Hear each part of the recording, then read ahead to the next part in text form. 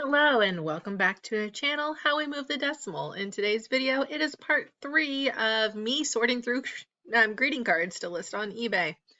I went through and I started writing down like things too, so when I was listing it, I would kind of know what was going on with the lots and stuff. I always like to write things down if at all possible because I'm old and my memory is shot, but it does make it easier for me. This is a continuation from the last video. I'm still listing the very fancy cards, I guess would be the best way to say it. Fancy cards. I think I saw a meme that was like, I was in my 30s or something when I'm butchering this so bad. Again, old, no memory. It was like I was in my 30s when I realized Chili's wasn't a fancy restaurant. And I'm like, I'm almost 40 and I still think Chili's is a fancy restaurant. Welcome to the Midwest. But these are fancy cards. Like, oh, look at the envelope. This is such a fancy card. Like, I could picture people saying that when they got it. Like, oh, she used such a fancy card. It's so fancy.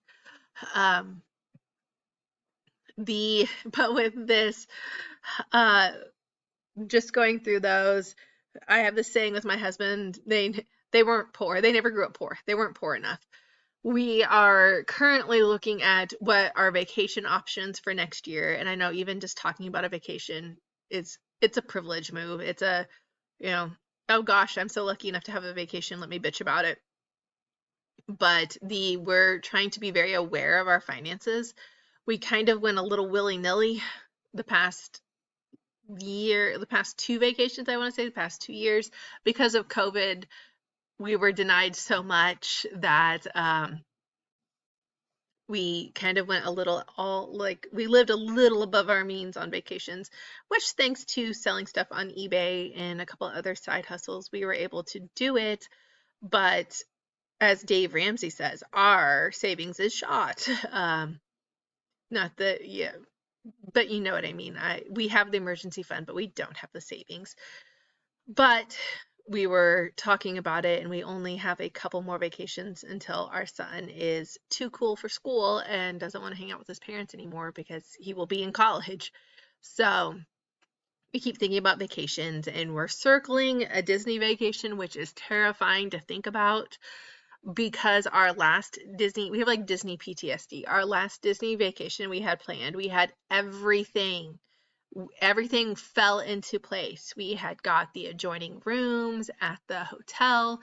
We had gotten the free food plan, free meal plan. We'd gotten reservations at the three like must-have restaurants that we knew that we had to do. We got reservations for that. Everything was working out great. We got our fast passes to the rides we wanted. We had free, we had in-room childcare so we could have a night out. And then COVID hit and shut everything down. So we had this glorious once in a lifetime, never going to plan this ever again and have it all work out the way it did vacation.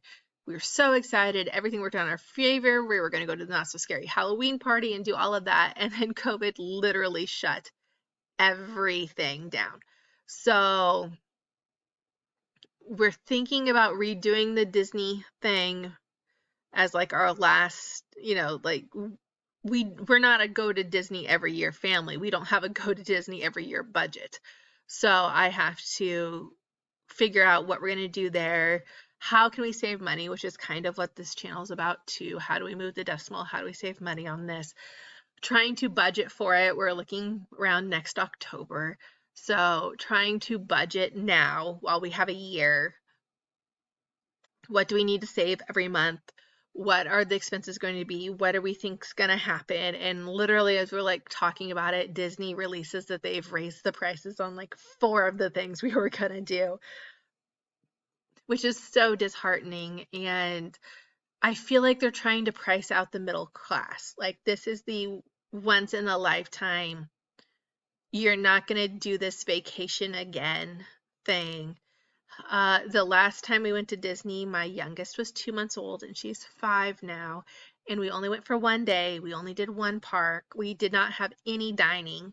We just ate at like walk up stuff, like kiosks or whatever. And we did it on a spur of the moment whim thing. We just happened to be in Orlando with our friends And we're like, well, if we're here, why don't we just pop into Disney? And we did, but we didn't do Disney, like we didn't even like schedule it far enough in advance to have fast passes. We did it so spur of the moment. So this would be like actually planning it out, like our last trip that got canceled, trying to figure out what's going on with that. And it's hard. Inflation's making it hard. Grocery shopping is hard. I was talking to my mom, and we love Aldi, and my kids eat Aldi pizzas. And the Aldi pizzas went from $1.99 when COVID started to now they're $3.49, which doesn't seem like a lot, but when your 12-year-old eats an entire pizza by himself and you have to cook 4 or 5 pizzas to feed your whole family, it can become quite expensive. So just little things like gallons of milk are almost $4, and we go through 4 gallons a week. Stuff like that adds up. And I know people are like, well, if you're going to budget, don't do Starbucks. Well, I wish I had Starbucks to cut out, but I don't do Starbucks. And I think that's what I find frustrating with like budgeting. Some budgeting like people on YouTube is like, well, just cut this out. And I was like, well, I wasn't doing it anyway, but thanks. I can't cut out like medication and stuff like that. So do we cut out sports? Do we cut out camps? What can we cut out? So, and I'm worried that my oldest is definitely going to be aged out of Disney. I'm worried my middle is going to be aged out, and we want to do it while our youngest will still have the magic of those are princesses and this is fun. When we took our first and only trip to Disney, my oldest was just turned 8. My middle turned 5 there on vacation, not at Disney, but on vacation. She turned 5. And as soon as we walked in Disney World, she saw the castle and burst into tears, just started crying hysterically because she was so overwhelmed about seeing the princesses and how much fun she was going to have. And she wanted to tell her teachers all about it when she got back to school.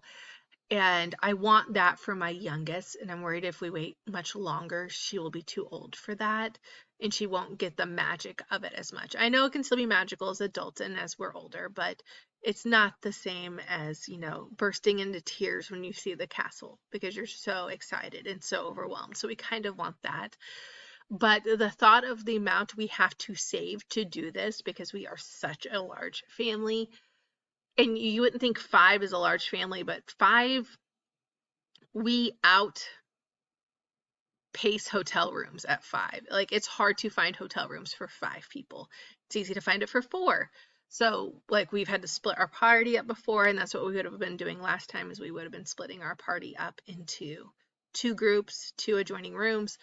But I don't really want to do that. And quite frankly, I've been kind of spoiled the past 2 vacations we've had where we've done like, we do VRBO, and where we've done rental houses. And here's a little tip or trick. When you're looking on VRBO, see if they're being listed through an agency. And a lot of times if you go directly through that agency, you'll actually save money, which is what we did. For our last house we stayed at, we actually saved. Right now, it was listed on VRBO for about $500 a night. We paid $290 a night, and we had a lot less in fees when I went like to the listing to the rental agency's site. And when I went to the rental agency site, I was able to get it for much cheaper. So that's worth a try when you're looking at VRBO. See if you can find the rental agency and that it's listed through, and then go through there. Sometimes there's no agency and they're just listed on VRBO by the owner, and that can be a bit of an issue. And then you do have to use VRBO, but we are thinking about renting a house again. And a lot of the houses around the Orlando area are pretty like reasonable. Under $200 a night, we can get a house with enough bedrooms that we're not on top of each other, unlike if we had to stay on property at Disney. Staying on property for us would be about $500 a night on Disney, and we would have 2 beds and a pull-down bed that's child size. So it's not even a full twin size bed. It's roughly about 6 inches longer than a toddler bed. So it's very close to toddler bed size. So the only person that could fit on this bed would be our 5-year-old. And I'm not sure she would be comfortable. So, and we would all be on top of each other. My 2 oldest would have to share a bed. And obviously my husband and I would have to share a bed. So we wouldn't have a lot of room for our stuff. We'd all be confined to one bathroom, which isn't great for that many people in one bathroom. So I wanted to go through and maybe see what the price was for rental houses in the area. When I say in the area, we're thinking like 5 miles from Disney, within a 5 mile radius from Disney. Some were even closer, some were like 1 mile. So yes, we'd have to drive in, but honestly, we would probably drive in anyway. Having to wait on a bus for a large of a party as ours is difficult, and the resorts that we could afford to stay at would be far enough away that it could be more of a hardship to take a bus than it would be just to drive ourselves. And you have to pay for parking on property anyway, which is roughly $15 a night depending on what resort you're at. So we're probably going to stay off property. And I'm looking at houses that are 4 bedrooms, have their own private pools, washer, dryer. And I will say washer and dryer is a big deal because, again, family of 5 driving down there in a van. What we did last year was packed really light and just did a lot of laundry, and it worked out really well for us. So I'd like to be able to pack very light again.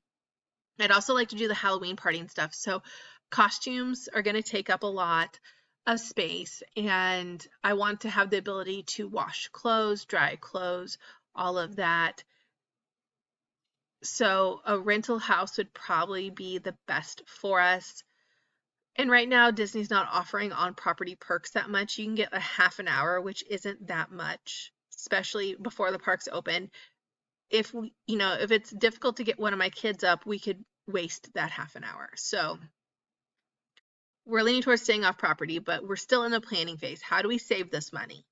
What do I need to sell on eBay? I think we had the discussion, like if I sold $800 on eBay a month, then we could pay for this vacation and be okay. I am willing to go into some debt to go on vacation, but I really don't want to go into a lot of debt to go on vacation. So that's our planning there. So my goal from now until next October is to sell roughly $800 a month on eBay. It's doable.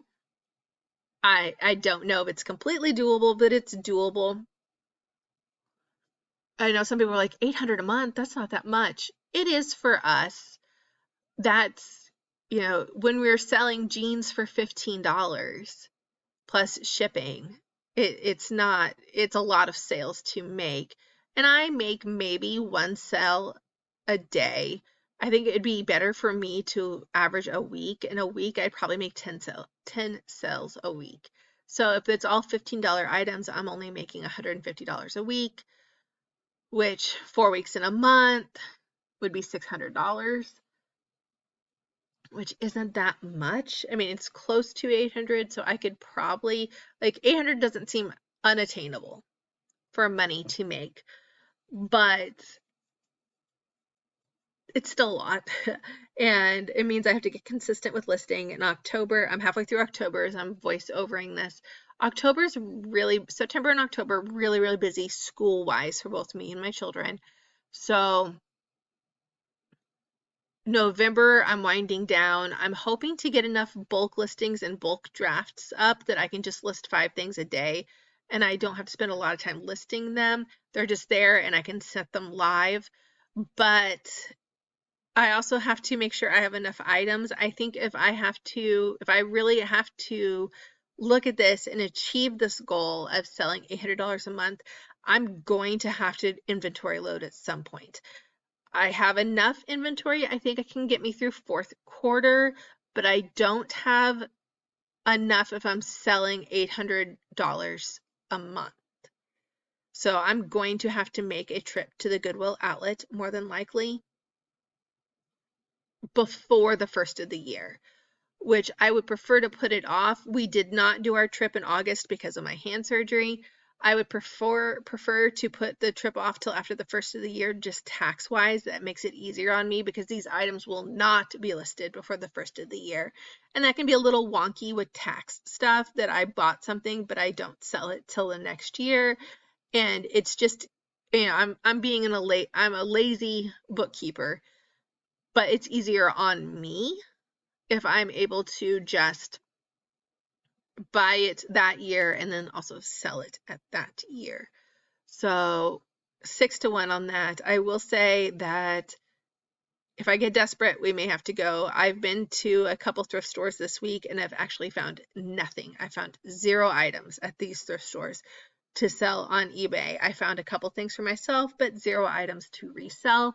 There were items there, but their price margins were so high that I was not making anything selling these items.